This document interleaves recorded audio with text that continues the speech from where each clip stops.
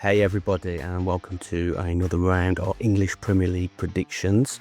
There's another full weekend of action scheduled, some really interesting games and some interesting narratives playing out. I'm joined again by Jack from the Betting Island team. Good to see you again, Jack. Good to see you again, Lewis. Looking forward to another exciting weekend of Premier League action. But it's good. It's going to be a hard one for a lot of teams, but both ends of the table this weekend. Yeah, I think some really interesting fixtures. I think the one that stood out for me initially was Spurs against Chelsea. Obviously, it's quite a big game. I don't know what your thoughts are about this one. I think it's one of those that's quite tough to call. Yeah, I'd agree. It's very tough to call. Both sides sort of been hit and miss, and inconsistency, you could definitely say, for both of them. But I think Spurs definitely in recent weeks do look like a good outfit, and I think they've improved defensively. As like away to Monaco in the Champions League, they didn't concede. Away to Everton, they didn't concede. And I just some question marks about Chelsea. I think just with the amount of players that they have, I don't think Maresca still knows what his best 11 is. So there is that bit of inconsistency there. So I would be slightly leaning towards a Spurs victory here to again, maybe just with that home advantage. But I think there's a few options for it. Both teams probably will score over 2 goals. There's probably a likely option, but I'd be leaning towards a Spurs victory in this one. I don't know what you think. I think it's a tough one because, I mean, the history's against them. Obviously, I think they've lost like one of the last 12 against Chelsea. They've got a terrible historical record against Chelsea. It always seems to be a game where they struggle. I think Frank's benefited from the change in trends in the Premier League. He's come in, his style of football, he's suited to it now, quite direct, big focus on set pieces, defensively organised. It's interesting, a lot of Spurs fans say they're not playing very well, but they're getting results, they're scoring from set pieces. So I think they're definitely the favourites. Chelsea seem to have massive problems with discipline or indiscipline, inexperience in the team, and obviously the defeats against United, Brighton, and even Sunderland were all avoidable. So I think Maresca's under a lot of pressure. I think that can affect the team. They're really missing Cole Palmer. I agree with you that Spurs are the favourites. I just feel without Cole Palmer, even though Delap might be fit again this weekend, given the history, I'm always wary against backing Spurs against Chelsea. But I agree with you that I think the other markets do offer value. I think if you're looking at both teams to score, I think they've got 14 goals between them from set pieces this season, which is crazy. They're both really good at attacking balls, dead balls. So I think there's definitely going to be an option for both teams to score. And I see over 2.5 goals at around 1.71 on direction, but I think that offers value. So they would probably be the markets I'd target in those games. Yeah, I definitely agree with you there. Another game now this weekend, sort of a nighttime Saturday game that's very intriguing for a lot of reasons. Maybe to see how Liverpool fare is Liverpool versus Aston Villa. Don't know what you think about this one, but Liverpool just can't seem to buy a win at the moment. And Villa have had 2 good wins in the last couple of weeks against Spurs and Man City. 2-1 and 2-1 against Spurs and a 1-0 against Man City. So they'll be coming into this full of confidence, while Liverpool coming in with no confidence, probably. I mean, it's hard to think who Liverpool could play at the moment and have an easy game because they're playing that they're just lacking so much cohesion. I mean, they've lost 4 in a row, which is rare for most teams in the Premier League, especially the champions. But I think what would be more worrying if you're a Liverpool fan is the manager doesn't look any closer to sorting it out. He's chopping and changing his team. He doesn't seem to be able to get any intensity or cohesion when they play. They lose the ball too often, and defensively they're all over the place. They're struggling with long balls, struggling with counter-attacking. I think that'll be a real problem against Villa. Players like Watkins, players like Morgan Rogers who can carry the ball, they'll be really relishing the prospect. And I think only Arsenal are in better form in the Premier League than Villa. So this is a really, really, really difficult game. And normally you'd probably think, well, if there is a time to back Villa at Anfield, it might be now. In my mind, I can't see Liverpool losing 5 on the spin, especially at home. I think they have enough quality. Even the second goal against Brentford when Salah just scored that wonderful volley, it's like they've got that quality. So I think it's one of those games where it's another one where with the money line, it's really hard to call. It's a massive risk, I think, backing either team. Can't back Liverpool with confidence, but I just can't see them losing a 5th. But I'm sure you'd agree with me that there's definitely potential for both teams to score in this game. And over 2.5, maybe even over 3.5 goals. It could be another end-to-end game, which Liverpool have had a lot of this season. Just on a note, if you combine over 2.5 and both teams to score using the builder bet function, direction bet, you can get a price of 1.80, which isn't too bad. But may also be scope, like I say, to increase it to the over 3.5 goals line. Yeah, I'd agree with you. That's a very good combination of a back there. Liverpool are a team like 1 clean sheet all season. So you definitely think they're going to concede. They're also a team who do, even in this bad patch, they have been scored goals. So I think both to score probably is, and over 2 is the way to go there. They're just, as you said, surely they can't lose 5 league games in a row. I think now some of the games they've had, the tricky away games when you're low on confidence, Brentford, Crystal Palace, Chelsea, all difficult. And then the home game they did have against Man United, it's a rivalry. There's home advantage sometimes doesn't even come into play or form or anything. I think now they're back at Anfield. They have a point to prove. So I think they probably will. It's hard you can't really trust them at the moment to win the game. But I think I'd be going the safe option of both to score here. But if you did trust Liverpool, I would combine it with a win on both to score, and that gives you on around 2.88. But I really like your both to score and over 2.5 at 1.8. I think that's like with both teams have been scoring recently. Liverpool definitely will concede. I think I can't see them keeping a clean sheet at the moment. So I think that's a good bet for this weekend. Yep, might agree. And moving on, a big game at the top of the table, which is interesting with the way Bournemouth are playing this season. Man City against Bournemouth on Sunday.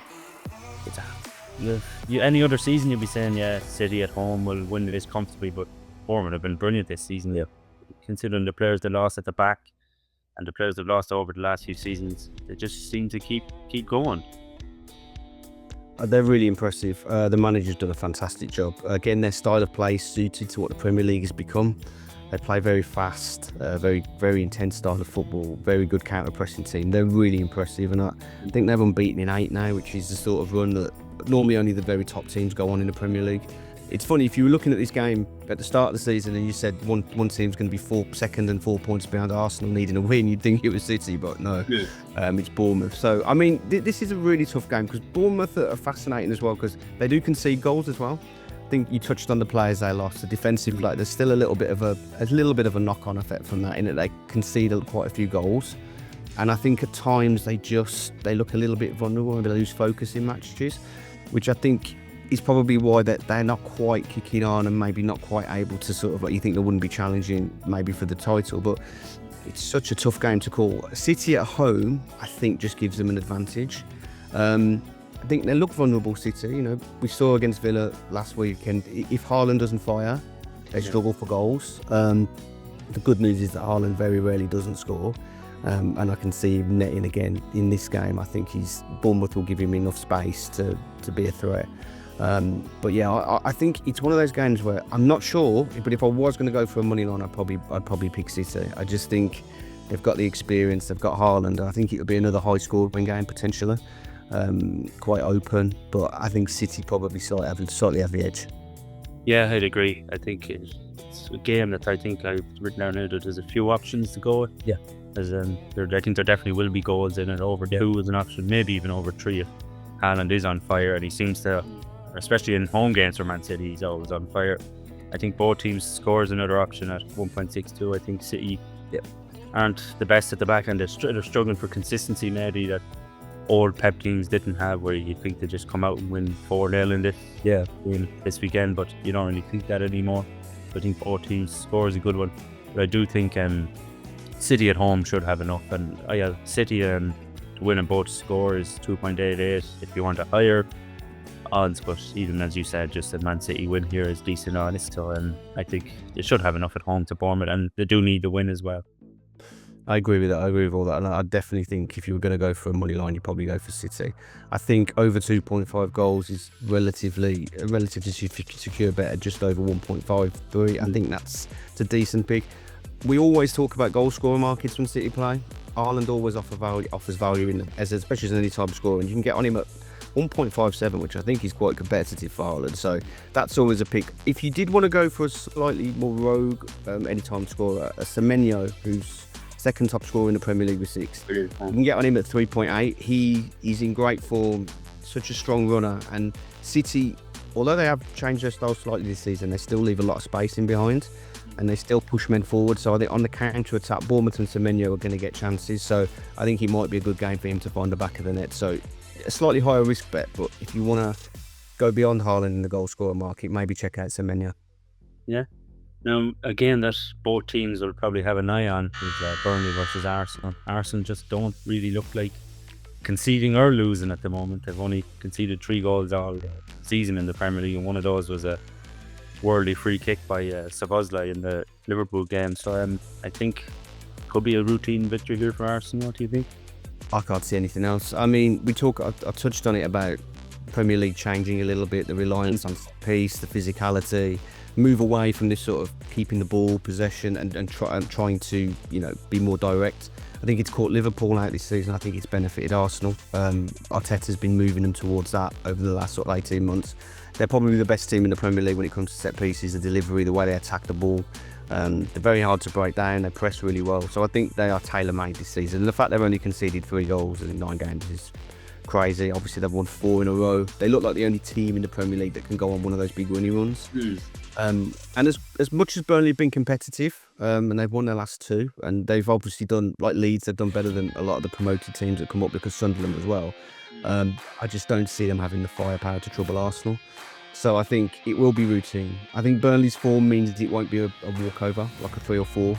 But I think I can see Arsenal winning, and it's the same as previous games. I think if you back Arsenal with a handicap of 1.5 goals, you can back them with a little more value at 1.91. And I think a couple of goal victory would be probably comfortable. I think it's what I expect here. Yeah, I agree. It's sort of, again, though, I think just the way Arsenal are defending at the moment, you can't really see them conceding. But like Burnley, as you said, have been competitive, but you don't think Burnley are a team who are going to go out and really put it up to Arsenal defensively, because they're similar themselves. Burnley will probably come into this game trying to be a bit defensive themselves to limit Arsenal's attacking power. So I just think odds of 2.00 with Boyle Sports for under 2.5 goals. Yeah. And in recent weeks, Arsenal have won a lot of games 1-0, 2-0. I think it'll be the same here this weekend. Yeah, I think that offers value. I think you can also get on both teams not scoring at 1.55. It's always a bit riskier because it only takes a defensive slip or a deflection for a goal. I'm not always that keen on that market, but I think in this game, given how good Arsenal have been defensively, I think, but Burnley will not get a lot of opportunities to attack, I don't think. So I think those markets offer really good value here. That or the handicap line, I think. But one thing you definitely predict is a comfortable win for Arsenal. Finally, let's look at, I think it's a very intriguing game this weekend at 3 o'clock on Saturday. New manager for Forest, his first home game in the league, Sean Dyche. Nottingham Forest versus a resurgent Manchester United, which you wouldn't have thought. Probably the last time we spoke 3 weeks ago, that we were very critical of them, and now they've gone on a run. It's incredible. I mean, football turns like that. I think when we last spoke, I think Liverpool were on the way to the title and about 8 points ahead of Man United, and now they're behind them in the table. It's incredible. I do think, though, this could be a potential sticking point for United in their sort of resurgence. I think the games they've won well, but I think if you look at particularly the Liverpool and Brighton games, they're very expansive teams. They want to attack. When they get the ball, they leave a lot of space behind in the midfield, and I think that suits United and their style of play. I think where they struggle, United, is when teams defend really low and really compact, which is obviously the sort of the mantra of Sean Dyche's teams. And I think the problem for United is if the ball ends up constantly going out into those wide areas, the 3 players they often play out there, you think of Diallo, Dallo and Dorgo, I think they've got 2 goal involvements between them this season. So there's not a lot of creativity out there, or not a lot of good crossing ability. So I think it could be a really tough game for them, and then they've got to deal with Forest on the break. So I think this might be a weekend where there's a little bit of a setback for United, and the winning run maybe comes to an end. Yeah, I tend to agree. As you mentioned, the struggle in these sort of games. I think back to the away to Brentford, they really struggled and were defeated. As said, then Brighton and Liverpool play, you can sort of play on the counter-attack. I think even defensively, you wouldn't still trust them. They were 3-0 up against Brighton and allowed the game to sort of be a bit tricky at the end, coming into stoppage time at 3-2. I think Forest defensively this season, they've been woeful compared to last season. Even early in the season when Nuno was there, like they had that 3-0 defeat to West Ham, and it's the only game West Ham have won really. So I do think you'd have them defending a bit better in this one. So I think, as you said, they probably will play on the counter-attack and make it difficult for United. I think both teams to score on this one is 1.60. I think I'd be leaning towards that. Yeah, just because of Cote. Like Forest, I think will be better defensively, but I do think United do have that. They are sort of in attack at the moment. Like Buemo's playing really well. Cunha's playing really well. He finally got his goal last weekend. Yeah. But I think at the back, they're still not 100% there. So I think both to score. I think if I was going for a higher odds of this one, a riskier one, I would be going with a draw at 3.5. I wouldn't usually bet on a draw just because of it's difficult outcome. This season there actually has been quite a few draws in the Premier League, and I think this will be one this weekend. No, I tend to agree. I think this is the match this weekend where if I was going to go for a slightly riskier money line, I'd probably go for either the draw or Forest at 3.40. Like I said, on the counter attack as well. Dyche's first home game as well, as you mentioned. It's the crowd are going to be really up for it. They're going to be really aggressive.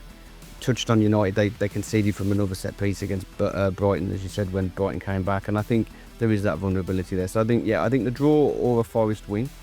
I agree that if it is a Forest win or a draw, I definitely agree they'll be under 2.5 goals scored. It'll be a 1-0 or maybe a 1-1. But yeah, I certainly, in most circumstances, I wouldn't go anything over 2.5 goals because I think Forest will defend well, and I think United will struggle to break them down. And I don't think Forest will attack that much, but they're a set piece threat. They've got some tall players, and they've got players like Hudson-Odoi in the counter attack. But yeah, if you do fancy a slightly risky money line, I'd get your money on the draw or Forest this week. Right, well, that concludes our Premier League predictions for this weekend. It's another exciting weekend, unpredictable weekend at both ends of the table. As usual, check out betireland.ie for more tips and predictions. Lewis, it's been a pleasure as always. Until next time. Yeah, it's a pleasure, Jack. Great stuff. See you next time.